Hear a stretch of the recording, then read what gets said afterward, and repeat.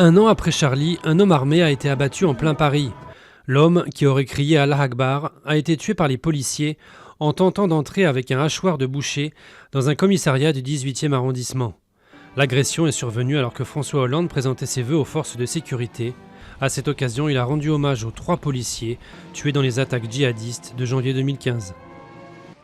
Renaud va mieux et il va sortir un album. C'est en rendant hommage à ses copains de Charlie Hebdo que le chanteur l'a annoncé. Il n'a pas bu une goutte d'alcool depuis plus de 3 mois, il fume moins, et à 63 ans, il a retrouvé la forme. De quoi terminer un album inédit pour mars, alors que le précédent enregistré en studio datait de 2006. Tel un phénix qui renaît de ses cendres, Renaud assure même qu'il sera de retour sur scène au printemps. Avant 2017, Marine Le Pen veut aller au contact des Français. Lors de ses vœux à la presse, la présidente du Front National a expliqué qu'elle ne lancerait pas sa campagne présidentielle avant début 2017. D'ici là, elle compte aller à la rencontre des Français dans tous les territoires du pays.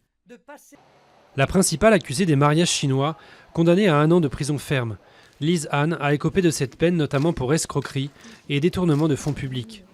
C'est peu avant l'ouverture de ce procès que l'ancien maire socialiste de Tours, Jean Germain, s'était suicidé.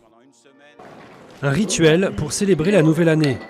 Des lutteurs de sumo, du plus haut grade de leur discipline, se sont livrés au Doyo-iri, une tradition à chaque nouvel an, dans le décor somptueux du sanctuaire de Meiji à Tokyo.